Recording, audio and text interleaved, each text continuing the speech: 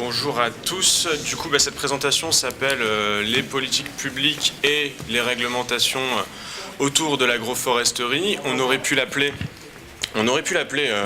autrement, de la difficulté de résumer une intervention qui normalement dure 4 heures en 10 minutes. C'est mieux comme ça pour le son. Donc, l'idée générale, c'est de vous brosser un panorama succinct, mais rapide, de ce que sont les réglementations dans le cadre de l'agroforesterie. Il n'existe pas de définition aujourd'hui en agroforesterie, aucune définition officielle. Le Code rural, très récemment, en 2016, a cité le terme de l'agroforesterie. Alors si ça intéresse certains d'entre vous, c'est dans l'article 411-9-11-1 du Code rural. Et donc dedans, on parle des baux environnementaux et de certaines clauses environnementales. Et l'agroforesterie peut être une déclinaison de ces clauses environnementales. Du coup, cette présentation, elle va se dérouler comme suit. Vous avez 4 titres. Le premier, sur le pilier 1, c'est pour répondre à la question « Je veux planter de l'agroforesterie ». Qu'est-ce qui se passe ensuite? Après, on se posera la question « Est-ce que je peux planter des systèmes agroforestiers, planter des arbres dans des parcelles ?» Et enfin, la troisième question, le nerf de la guerre, c'est comment est-ce que je peux financer la plantation de ces systèmes-là? Après, on ira sur quelques perspectives d'évolution. La PAC, c'est, je pense que vous le savez tous, mais à la limite c'est important de le rappeler, c'est 2 piliers, le premier, le deuxième. Le premier, c'est le soutien des marchés et aux revenus agricoles, et le second, c'est le volet du développement rural. 3 éléments qui vont être présents dans cette présentation. Concernant le premier pilier, voilà, vous avez la liste des incontournables. Ce que je vais aborder, et encore une fois assez rapidement, c'est l'admissibilité au paiement de base et des questions autour de la conditionnalité, c'est-à-dire la fameuse BCAE 7, BCAE, bonnes conditions agricoles et environnementales. Du côté du second pilier, il y a un certain nombre de mesures qui permettent de financer ou de cofinancer l'installation de systèmes agroforestiers. Alors on parle de systèmes agroforestiers intraparcellaires, périparcellaires. Je vais vous parler d'une seule mesure, c'est la mesure 8.2, par choix, et ce sera tout. Du coup, l'histoire. Qu'est-ce qui s'est passé et comment est-ce que l'agroforesterie est arrivée dans la PAC? Toutes les personnes qui ont planté avant 2001 étaient des innovateurs, des hurluberlus. Ils avaient une idée en tête, c'était de planter des arbres dans leurs parcelles agricoles et ils n'avaient aucune certitude sur la sécurisation du point de vue du financement ou de l'apport que pouvait apporter la PAC. Et avec des chercheurs, notamment Christian Duprat qui revenait des pays du Sud et avec lesquels il a essayé d'installer des systèmes agroforestiers, ils sont allés voir le ministère et ils ont fait leur activité de lobbying pour que, en 2001, sorte une circulaire qui s'appelle la circulaire forêt de protection, c'était le 7 mai 2001, dans laquelle il y a un chapitre qui parle de la création de la restauration de formations arborées hors forêt.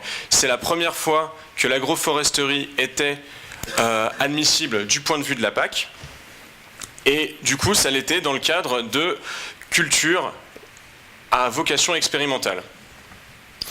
Ensuite, les choses ont évolué. L'agroforesterie, on en parle de plus en plus, et donc à la réforme de... ce que j'ai pas dit, c'est qu'en 2001, du coup, ils sont tombés sur un accord assez complexe, c'est que seules les bandes de culture étaient éligibles aux aides de la PAC, c'était des aides liées à la surface, et donc du coup, on avait un calcul assez complexe à 3 ou 4 variables qui permettaient de déterminer la surface éligible. Cette surface éligible, évidemment, elle variait au cours du temps en fonction du port du houppier. En 2006, on simplifie le système. Voilà, les systèmes agroforestiers existent et toute la surface devient éligible si la parcelle présente moins de 50 arbres par hectare. Sinon, on repart sur l'autre système, c'était les bandes entre les arbres qui sont éligibles. 2010, nouvelle réforme de la PAC, et là, on passe à 200 arbres hectares. C'est intéressant. Du coup, ça fait, y a un certain effet d'aubaine peut-être aussi qui est créé. C'est en tout cas suffisant pour permettre à l'ensemble des systèmes agroforestiers qu'on vous a présentés aujourd'hui d'exister et d'être développés, d'être implantés. Cette limite, elle existait en France et finalement un certain nombre de négociations au niveau de l'Europe ont fait que, en 2015, on a redescendu ce plafond à 100 arbres forestiers par hectare. On ne compte que les arbres forestiers dans ce cas-là et donc du coup on peut dépasser le nombre de 100 arbres hectares. 100 arbres hectares, je vais arrêter de... 100 arbres hectares. On peut dépasser ces 100 arbres hectares si, au-delà du 100e arbre, on a des arbres fruitiers. En 2015, deux évolutions majeures, du coup, cette redescente du nombre d'arbres forestiers éligibles, mais aussi l'introduction de ce qu'on appelle l'ABCAE7. Les bonnes conditions agricoles et environnementales, c'est une liste de règles qu'il faut respecter pour pouvoir être éligible ou admissible aux aides. Bon, il y en a différentes. La BCAE1, c'est avoir des bancs de tampons le long des cours d'eau. La BCAE2, c'est le non-brûlage des résidus de culture, etc., etc. La BCAE7, c'est le maintien des particularités topographiques. Les haies sont visées par la BCAE7. Ça veut dire que depuis 2015, il est interdit, sauf cas particulier, de supprimer un linéaire de haies. Quels sont ces cas particuliers ? Assez simple, quand l'exploitant en est obligé par quelqu'un d'autre. Ce quelqu'un d'autre, c'est la loi, l'État, un arrêté de défense contre les incendies, etc. etc. Alors il a le droit à une certaine latitude et il a le droit de supprimer un petit pourcentage de ce linéaire. Alors c'est 2% ou alors un certain nombre de mètres, ça va jusqu'à 10 mètres. C'est pas énorme et c'est ça en fait qui est visé par la BCAE7, c'est vraiment le maintien du linéaire. Mais il a aussi le droit de supprimer ces haies quand il les déplace. C'est-à-dire que préalablement à la suppression, il devra avoir implanté quelque part ailleurs sur sa parcelle un linéaire équivalent de ces haies. Ah, c'est pas un déplacement alors, c'est une compensation. On appelle ça déplacement. Voilà. D'accord. Non mais concrètement oui, c'est pas le même arbre qu'on replante, si c'est ça la question. Il y a un certain nombre de questions que les agriculteurs se posent et c'est pour ça que je voulais les revoir ici. C'est comment d'abord calculer la densité des arbres. C'est quoi la densité des arbres ? C'est finalement le nombre d'arbres sur la surface éligible. La surface éligible, c'est la surface de laquelle on a retiré tous les éléments qui n'étaient pas admissibles. Et donc, on parle à ce moment-là de rochers, de bosquets supérieurs à 50 ar, etc., etc. On ne compte pas non plus les arbres qui composent la haie. Donc du coup, on va compter uniquement le nombre d'arbres qui sont à l'intérieur de la parcelle. Ça, c'est la première réponse. Est-ce que les parcelles qui comprennent des arbres fruitiers sont admissibles ? Oui, 3 fois oui, et ce, quelle que soit la densité. Ils ne sont pas comptabilisés dans la limite des 100 arbres hectares, ça je vous l'ai dit. Et en revanche, attention, si on veut être éligible aux aides régionales que je vous présente juste après, il faut quand même conserver un taux il faut qu'il y ait un taux maximum de 50% d'arbres fruitiers sur votre parcelle dans le cadre de votre projet. Les TSR sont-ils admissibles ? Oui, de la même manière, quelle que soit la densité, mais si c'est conduit comme un taillis et non comme une futaie, et si c'est récolté au moins tous les 20 ans. Il y a une liste d'essences qui est obligatoire, alors parmi eux il y a l'érable sycomore, le bouleau verruqueux, etc., etc. Il y en a 10. Et enfin, la dernière question, quelles opérations peut-on faire sur les haies ? Ça je vous l'ai dit. La destruction elle est interdite. En revanche, la coupe à blanc et le recépage sont autorisés. C'est là que ça pose un certain nombre de questions. Pas moi, mais en général sur le terrain. Il y a l'obligation, en tout cas quand on la déplace, de replanter le même linéaire, ça je vous l'ai dit. Il y a d'autres cas possibles de déplacement, dans le cas de rachat d'une parcelle, dans le cas d'ouverture d'un chemin, quand il n'y avait pas de chemin existant. Voilà, je ne rentre pas forcément dans les détails, mais il y a une petite liste d'exceptions, mais la démarche générale, c'est de se dire, on ne peut pas supprimer une haie, ou alors il faut la déplacer. Maintenant qu'on sait grosso modo, ce que c'est, ce qu'on a le droit de planter, il faut savoir si on peut le faire. Il faut savoir que 70% de la surface de la SAU en France est en fermage. Le fermage, c'est une location.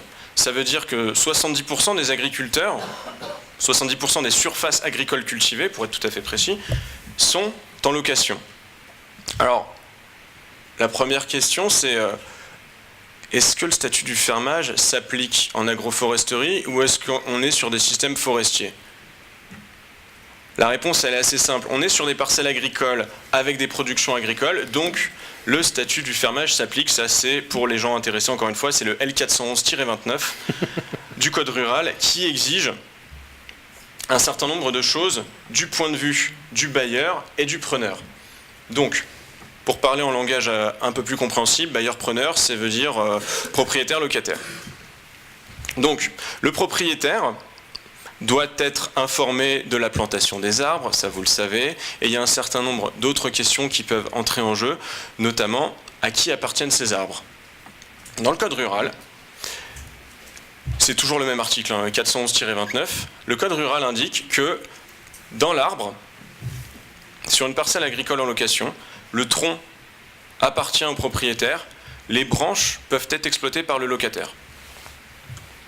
Ça rend un peu complexe la propriété de l'arbre. Et les racines, alors les racines, ça n'a pas été décidé encore, mais on posera la question. Les racines, on a le ministère avec nous, on pourra leur poser la question. Mais ça, c'est ancien, c'est un droit coutumier qui date de Mathusalem. Ça. Exactement. Donc, ça pose un certain nombre de questions. Il y en a. On peut en poser prendre deux cas. Le premier, c'est un agriculteur qui aurait installé un système agroforestier. Celui-là a été installé dans les années 70, pour ceux qui le connaissent, c'est chez Claude Jolet, qui se fait vieux et qui se dit, tiens, si je mettais mes parcelles en location, qu'est-ce qui se passe ? Comment est fixé le prix du fermage ? Quelles sont les obligations du propriétaire et quelles sont les obligations du locataire ? Il y a une circulaire qui date du 6 avril 2010, qui a été publiée par le ministère de l'Agriculture, encore une fois. Elle propose deux choses. La première, c'est de fixer par département des fourchettes du point de vue de l'agroforesterie. Ce qu'il faut savoir, c'est que pour le calcul de la valeur locative, chaque département a établi des fourchettes en fonction du type de culture. Il n'existe pas aujourd'hui de fourchettes qui traitent d'agroforesterie. Donc ça, c'est la première option. Ou alors, cette même circulaire propose de prendre la valeur du bien, de prendre la valeur basse de la fourchette, estimant qu'il y a une gêne occasionnée par la présence des arbres. Ça peut être pertinent. Sauf que le preneur, donc le locataire, qui arrive sur ces parcelles, peut se dire « avoir des arbres sur ma parcelle, c'est une contrainte ». Du coup, là va se jouer une sorte de jeu de négociation pour savoir comment est-ce qu'on fait pour fixer ce prix-là. Et du coup, on peut introduire ce qu'on appelle des clauses environnementales dans le bail. Cette clause environnementale, elle peut amener le bailleur et le locataire à se mettre d'accord sur un tarif de bail en dessous des fourchettes. C'est la première option. Voilà, alors, qui est en charge, dans ce cas-là c'est assez simple, qui est en charge de l'entretien des arbres et de la replantation si jamais il y a des dégâts sur les arbres, c'est bien évidemment le propriétaire, puisqu'il est propriétaire des troncs. Qui est en charge de l'entretien courant, c'est le locataire. Le deuxième cas, il est un peu plus complexe, j'espère que ça va encore, c'est celui d'un locataire qui cherche des parcelles et qui veut y implanter des systèmes agroforestiers. Encore là, il y a deux cas. Donc là, on est sur une parcelle nue, et on se dit, tiens, je vais installer des arbres. Première option, j'arrive avec l'envie d'installer des arbres. Donc on le négocie dès le départ, c'est le cas simple. Deuxième option, on est déjà locataire depuis quelques temps, et puis au bout de 10, 15, 20 ans, on se dit, tiens, si j'implantais des arbres. Toute la question, c'est celle du tarif du fermage. Dans le premier cas, quand on arrive avec objectif de plantation, il y a la solution la plus simple, c'est de respecter les tarifs normaux, départementaux. Il y a une autre option qui est celle de loyer évolutif. Ça existe pour les vignes, c'est-à-dire que le loyer évolue en fonction de l'évolution des parcelles, ce qui peut paraître intéressant parce qu'en plus, ça prend en compte la valeur d'avenir des arbres. Du coup, voilà, ça c'est la première option, et donc ça va permettre à l'agriculteur locataires de s'installer et donc d'avoir un loyer évolutif. Tous les travaux de modification du bien, lorsqu'ils ne sont pas prévus par le bail, sont subordonnés évidemment à des formalités préalables. Ça, c'est le L411-73 qui le dit. Ce qui veut dire, en clair, qu'une fois plantés, les arbres appartiennent aux propriétaires. Ça, c'est... Quand on est fermier, on fait les investissements et c'est le propriétaire qui... Voilà, les arbres, on travaille pour lui, quoi. Ça, c'est la règle.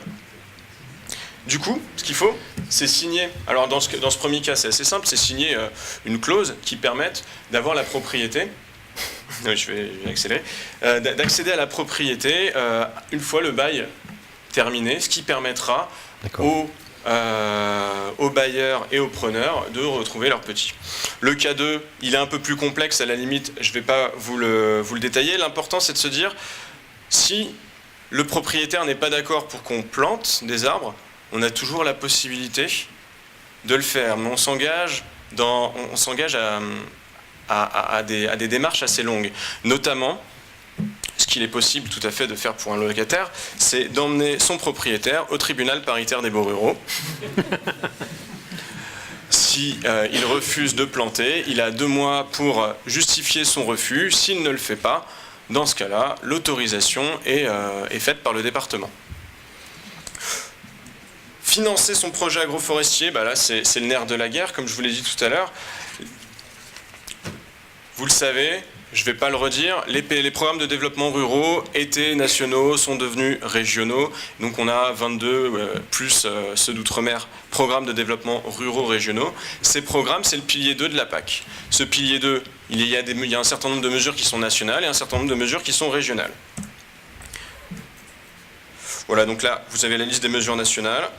Et je vous ai donné un exemple, c'est la répartition géographique de l'ouverture des mesures 8.x, 8.1, 2, 3, 4, 5 et 6. La mesure agroforesterie, c'est la mesure 8.2.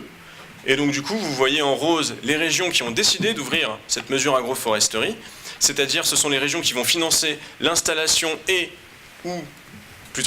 ou l'installation seule, ou l'installation et l'entretien de ces systèmes agroforestiers. Vous voyez, on est grosso modo sur la moitié de la France. Et aussi, ce qui est intéressant à voir, c'est la variabilité, la labilité, la capacité des régions à décider elles-mêmes de l'ouverture ou non de ces mesures. Typiquement, investissement technique pour 8.6, seule la région Pays de la Loire ne l'aura pas ouverte. Cette mesure 8.2, elle permet de financer l'installation et l'entretien de systèmes agroforestiers. Elle finance avec des montants d'aide relativement intéressants, qui peuvent aller jusqu'à 2600 € par hectare et par an.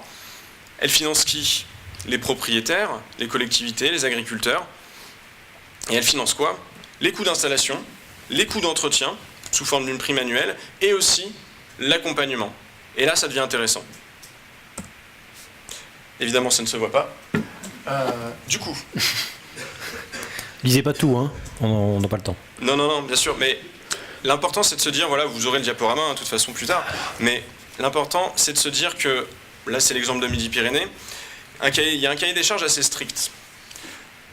En Midi-Pyrénées, ils ont décidé de financer des projets agroforestiers qui vont de 30 à 150 arbres par hectare, avec un interligne de 10 à 40 mètres, avec des interplants de 6 à 15 mètres sur bande enherbée. Vous voyez avec quel niveau de précision on arrive sur ces mesures-là. Dans ce cas-là, seule la plantation d'arbres intraparcellaires est éligible. Dans d'autres cas, la plantation d'arbres péri- et intraparcellaires peut l'être. Qu'est-ce qu'il finance et à combien? Le barème, il est fixé, et je m'arrêterai avec ce tableau là-dessus. On est à 16,25 € par arbre planté. Ça veut dire que ça finance à la fois la plantation, mais toutes les charges qui viennent autour de la plantation. Et, à l'intérieur de ces 16,25 €, on a 3,25 € pour la maîtrise d'œuvre, c'est-à-dire pour les gars, alors les chambres, les associations ou autres, qui vont accompagner ce projet. Ça, 16,25 €, c'est pour des parcelles de culture. Pour des arbres avec protection contre l'élevage ovin, bovin, équidé, on est à 36,25 € de l'hectare.